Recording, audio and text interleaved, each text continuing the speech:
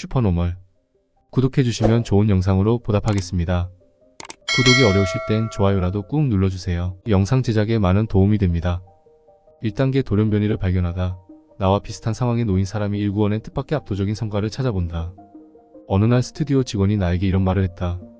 우리 스튜디오는 너무 좁아서 그렇게 스케일이 큰 잡지 촬영은 유치하기가 어려워요. 직원 앞에서는 그래 내 말이 맞네 하고 맞장구를 쳤지만 집에 가서는 밤새 좁은 스튜디오에서 찍은 잡지 화보를 찾는데 몰두했다.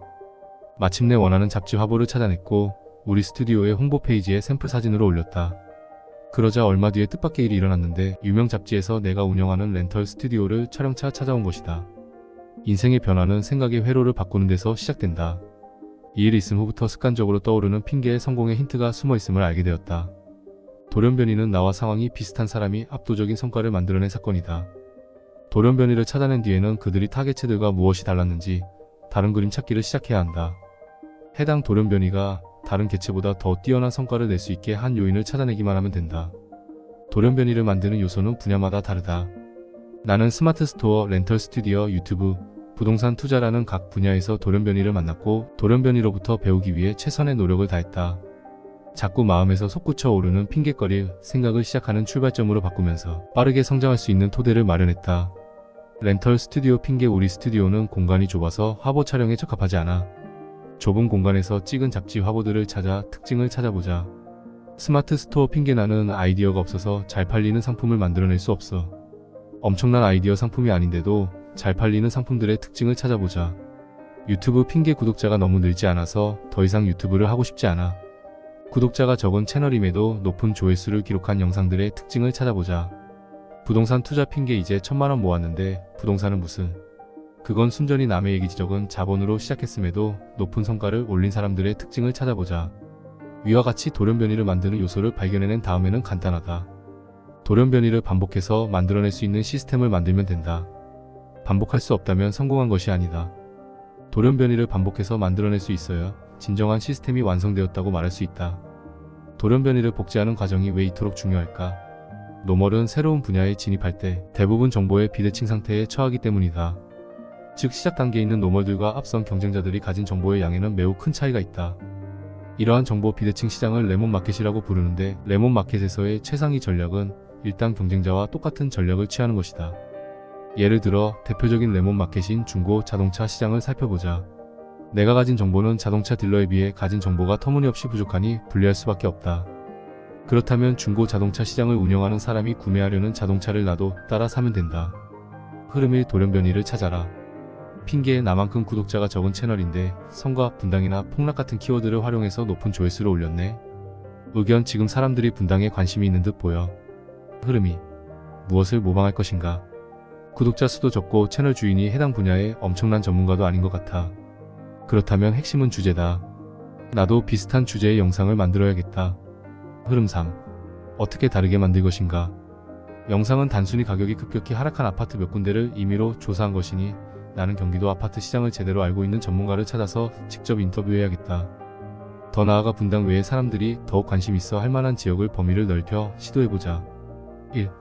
인구가 많아서 더 많은 사람들이 눈여겨볼 만한 지역. 예를 들어 경기도. 2. 가격이 높아서 더 많은 사람들이 소유하고 싶어하는 지역. 예를 들어 서울시 강남구. 3. 가격이 상대적으로 저렴한 편이라 현실적으로 매수하겠다고 마음먹을 수 있는 사람의 비율이 높을 것으로 예상되는 지역. 예를 들어 인천광역시. 이렇게 돌연변이를 모방하되 생각을 확장해 나가며 양질의 콘텐츠를 만드는 것이 관건이다. 만약 당신이 나와 같은 보통 사람이라면, 그러니까 특별한 능력과 무한한 자원이 없는 상황이라면 돌연변이를 찾아내는 전략이 매우 유효하게 작용할 것이다. 돌연변이의 성공 조건. 나와 비슷한 조건에서 내가 지속할 수 있는 정도의 요소를 투입하면서 뜻밖의 거둔 성과. 2단계 운과 실력을 분해한다. 풀이. 첫째, 사업의 전체 프로세스를 정리한다. 둘째, 그중 확률에 달린 일과 실력에 달린 일을 구분한다. 마이클 모브신 운과 실력의 성공 방정식에서는 이렇게 말한다. 다양한 방식으로 결합한 운과 실력이 실제로 우리 인생을 좌우한다. 그런데도 사람들은 운과 실력을 제대로 구분하지 못한다. 훈련과 시도는 둘 다 많은 횟수를 반복해야 한다는 점에서 유사하기 때문에 헷갈리기 쉽다. 정리하면 훈련이 필요한 곳은 실력의 영역이고 여러 번의 시도가 필요한 곳은 운의 영역이다. 자원을 분배하는 방법. 실력의 영역 내 실력을 높이는 데 자원을 아낌없이 투입한다. 운의 영역 최대한 낮은 비용과 시간을 들여 여러 번 시도의 확률을 높인다. 세상은 당신에게 끊임없이 숫자라는 결과로 증명하기를 강요한다. 오디션 프로그램 1등을 거머쥔 사람이 최고의 실력과 매력을 가진 가수로 인정받고 자동차를 가장 많이 판매한 딜러가 우수한 직원으로 인정받는 시기다. 다시 생각해보자. 정말 결과가 실력일까? 당신은 이제 실력과 결과를 동일시할 수 없음을 깨달았을 것이다. 모든 일의 성패는 운과 실력이 복합적으로 작용한 결과이기 때문이다. 유튜브를 성장시키고자 하는 나의 목표는 확고했다. 이를 위해서 반드시 실력을 키워야 했다. 수백만 조회수의 대박 영상이 나오는 것, 구독자 수가 폭발적으로 늘어나는 것은 내가 통제할 수 있는 영역이 아니다. 유튜브 알고리즘이라는 신에게 전적으로 의존해야 하는 운의 영역에 속한다.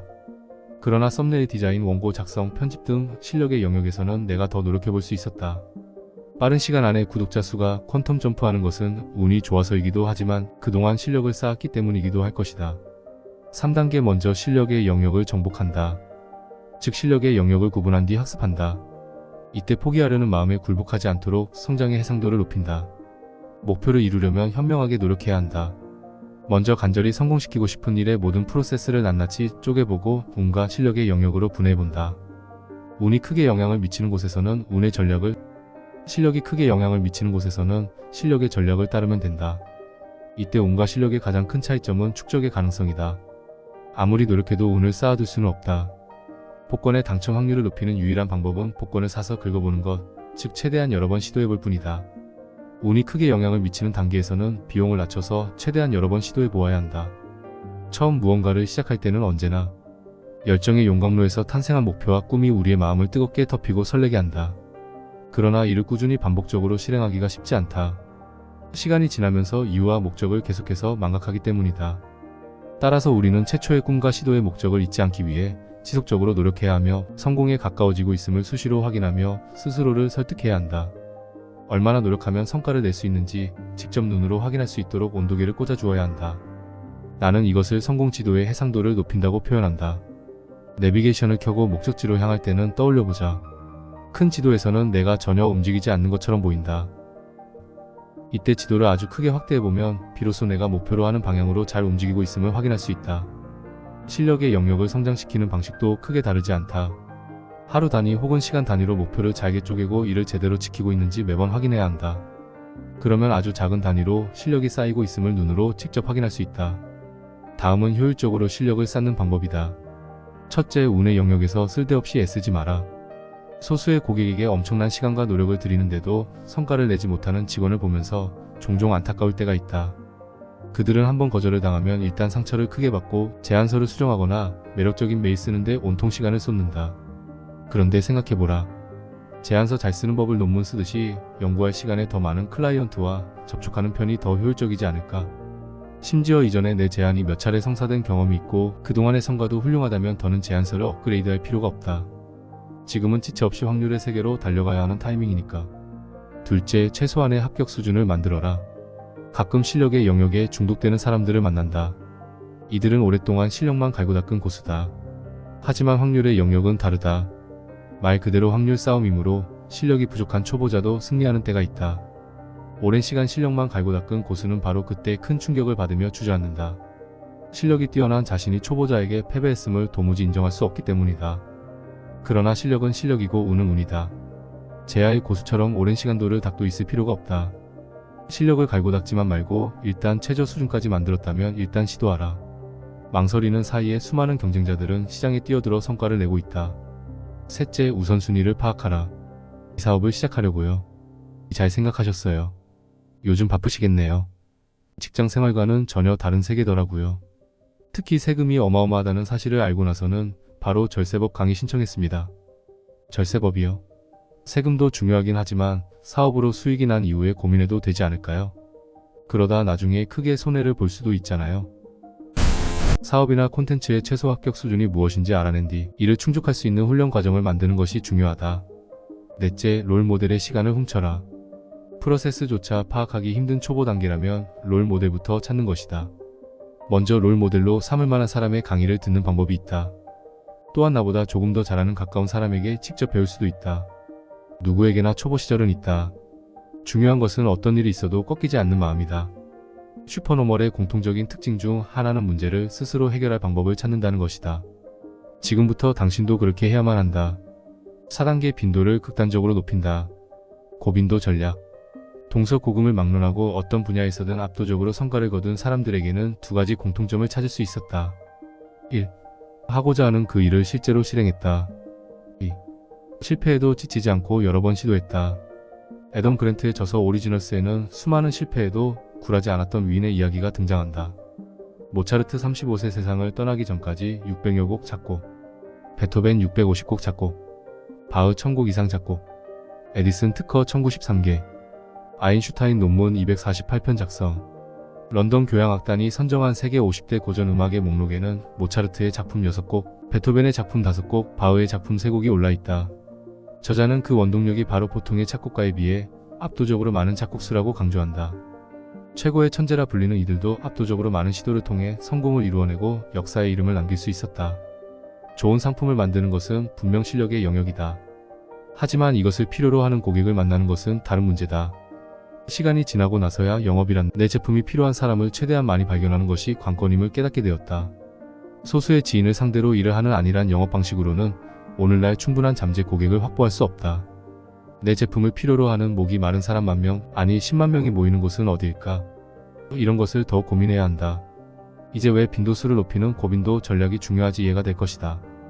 고빈도 전략은 운을 벌어들이는 가장 좋은 방법이다. 세상은 점점 고빈도 전략에 최적화되고 있다. 나는 미용실 오픈을 앞둔 친구에게 이 전략에 대해 설명한 적이 있다. 그는 뛰어난 미용 실력을 갖추고 있고 매장 위치도 잘 선정했으며 인테리어 계약까지 잘 마쳤다. 이제 매장을 알리는 일만 남았다. 여기에는 고빈도 전략이 끼어들 여지가 충분했다. 내가 친구에게 어떻게 매장 오픈 홍보를 하고 있냐고 물어더니 전단지 돌리고 있지. 주변 아파트 단지에 수백 장씩 뿌리고 있어. 나는 그에게 돈과 시간을 적게 들이면서 더 많은 사람에게 홍보할 수 있는 방법을 찾아보라고 조언했다. 인스타그램 계정을 만드는 게 어때? 수백 명이 아니라 수만 명에게 미용실을 알릴 수 있는 기회야. 실패를 줄여주는 고빈도 전략의 마법. 만약 티셔츠 마니아인 누군가가 티셔츠 사업을 시작한다고 가정해보자. 먼저 제품 콘셉트를 구상하고 제작을 알아보기 전에 SNS 계정부터 개설하라고 조언할 것이다. 그런 다음 티셔츠와 관련한 다양한 리뷰 콘텐츠를 업로드하고 관련한 정보들을 사람들에게 수집하고 재가공하여 제공할 것이다. 다음 팔로워들이 원하는 느낌의 티셔츠를 만들어 판매하면 된다. 기획부터 출시까지의 과정에서 발생하는 다양한 에피소드를 유튜브 영상이나 쇼츠, 인스타그램 피드나 릴스 콘텐츠로 업로드하고 동시에 티셔츠에 관심 있는 사람들에게 회자될 만한 이벤트도 준비하는 것이 좋다. 여기까지 완료했다면 이제 곧 출시될 티셔츠 디자인을 유튜브나 인스타그램 피드에 올릴 차례다. 이미 많은 팔로워를 확보하고 있으므로 잠재 고객을 대상으로 한 이벤트 등의 마케팅 전략을 펼치기도 훨씬 수월하다. 유튜브나 인스타그램 등의 콘텐츠를 올려 다양한 디자인을 여러 번 노출하며 히트 상품이 될 디자인을 알아내는 일은 내가 지쳐서 그만두기 전까지 얼마든지 시도할 수 있기 때문이다. 왜 고빈도 전략이 중요할까? 항상 물적인적 자원이 부족하다는 한계가 있기 때문이다. 비용을 최대한 낮추어 여러 번 시도하면 성공의 트리거가 되어줄 유효한 사건과의 접촉 빈도가 크게 높아진다. 어느 시점부터는 잠재 고객과의 접점이 폭발적으로 늘어나며 성공을 맛보게 될 것이다. 빠르게 실패하고 빠르게 성공하라. 빠르게 성과를 내는 아주 좋은 방법이 있다. 간단하다. 빠르게 내 잠재 고객의 피드백을 확인하면 된다. 게으른 완벽주의자는 필요 없다. 우리는 작은 성과를 반복적으로 성취해내며 성장하려는 사람들이다. 나 또한 빠른 피드백을 통해 프로젝트의 성장 속도를 극대화하는 전략을 자주 활용한다. 예를 들어 유튜브 채널에서 새로운 프로그램을 기획할 때는 꼭 커뮤니티 기능을 열어두고 영상의 기획 방향과 아이디어를 올려서 구독자의 반응을 확인했다. 내 채널에 커뮤니티 기능까지 있는 이들이라면 핵심 고객이자 진짜 구독자라고 할 수 있다. 이 핵심 고객의 댓글 반응, 즉 피드백을 확인한 뒤 영상으로 만들면 실패 확률을 줄일 수 있다. 3부. 슈퍼노멀 그 이상을 넘보다. 첫 번째 실마리 조직의 수준 레벨을 높여라. 전문가의 눈으로 빈틈을 채워라. 유튜브 영상을 만드는 우리 팀을 한번 살펴보자. 초반에 나는 영상 주제 선정부터 촬영 원고, 작성, 썸네일 제작, 게스트 섭외까지 혼자서 도맡았다. 채널 구독자가 10만 명이 넘어서는 시점에는 내가 하는 수준까지 원고를 작성하고 썸네일을 만들어주고 게스트 섭외를 책임지는 직원이 필요해졌다. 원고를 가장 잘 쓰는 작가와 내게 없는 센스를 가진 영상 편집자에 초점을 두어 뽑는다. 내가 갖지 못한 무언가를 가진 사람을 채용하면서 채널 구독자 수가 다시 늘어나기 시작했다. 성장이 멈추었다면 전문가의 눈높이가 필요한 때가 아닌지 살펴보자. 어쩌면 성장에 있어서는 마음속 깊은 곳에서 슬며시 고개를 드는 불만이라는 불쾌한 감정이 오히려 좋은 신호일지도 모른다. 그 신호를 포착해내고 전문가의 눈으로 바라보면 생각의 차원이 달라진다. 두 번째 실마리 네트워크를 구축하라. 나는 아마도 당시 가장 유명한 온라인 스토어 판매자 중 하나였을 것이다. 평범한 수준의 매출을 올리는 온라인 스토어 판매자가 어떻게 유명해졌을까? 정답은 바로 네트워크다. 그즈음 나는 유튜브 채널 신사임당 운영에 박차를 가하고 있었다. 나는 이때의 경험으로 한 가지 진리를 깨달았다. 사람, 브랜드, 회사, 상품, 프로젝트. 그것이 무엇이든 연결된 네트워크의 크기가 성공의 크기를 좌지우지하는 가장 중요한 요소라는 점이다. 도대체 네트워크란 무엇이고 성공하려면 이를 어떻게 활용해야 할까? 네트워크는 더 빠른 성공, 더 큰 성공의 지름길이다. 나는 현재 유튜브를 포함해 블로그, 카카오뷰, 네이버 포스트, 인스타그램, 네이버 TV 등 다양한 플랫폼에서 활동하고 있다. 그뿐 아니라 새로운 SNS 플랫폼인 스레드에서도 활발히 소통하는 중이다. 내가 다양한 플랫폼에 꽤 많은 시간을 들이며 꾸준히 콘텐츠를 발행하는 이유는 각각의 네트워크에서 내 영향력의 크기를 키우기 위해서다. 분명 이 중 일부 플랫폼은 예전의 유튜브와 같이 폭발적으로 성장할 것이다. 폭작기의 네트워크 이론을 만든 노스이스턴 대학 교수 알버트 바라바시는 별다를 것 없어 보이는 성과와 성공이라는 단어에는 의미 차이가 있다고 주장했다. 성과는 개인적인 능력에 따른 결과물이므로 매우 객관적이지만 성공은 사회가 성과를 어느 정도 인정해 주느냐에 달려 있으므로 주관적인 요소 또한 크다는 것이다. 알버트 바라바시는 자신의 저서 포뮬러에 네트워크의 필요성을 보여주는 구체적인 사례로 성과를 평가하기 어려운 예술 분야를 예로 든다. 그는 연구를 통해 예술 분야에서 성공을 만드는 가장 큰 요소가 네트워크임을 밝혔다. 여기서 네트워크란 미술관과 박물관, 갤러리 사이의 연결망을 뜻하는데 그는 특정 예술인이 어떤 갤러리에서 전시를 시작하느냐에 따라 20년 정도 성공이 늦춰지거나 앞당겨질 수 있다고 이야기했다. 내가 만든 네트워크에서 내 편을 뛰어놀게 하라. 자발적으로 내 편이 되는 네트워크를 구축하자. 즉 타인의 욕망이 나를 위해 일하게 하는 생태계를 구축하자. 맡기 힘든 똑똑이 직원의 독립과 나를 뛰어넘는 사람들이 계속해서 늘어나는 이 문제를 해결하는 방법은 무엇일까? 나는 이 멋진 사람들을 내 편으로 만들기로 했다. 그들이 자연스럽게 내 편이 되는 시스템을 구축하는 것이다.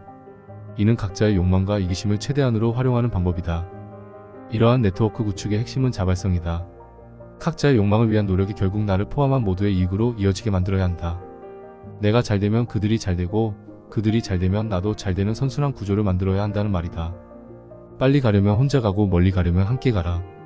잘 갖춰진 네트워크 안에서 각자 자신의 욕망을 위해 뛰어다니는 사이에 서로가 서로에게 새로운 가능성을 열어줄 것이다. 지금 이 순간에도 나는 어떠한 충격에도 무너지지 않기 위해 어떻게 함께 갈 수 있을 것인가를 고민하고 있다.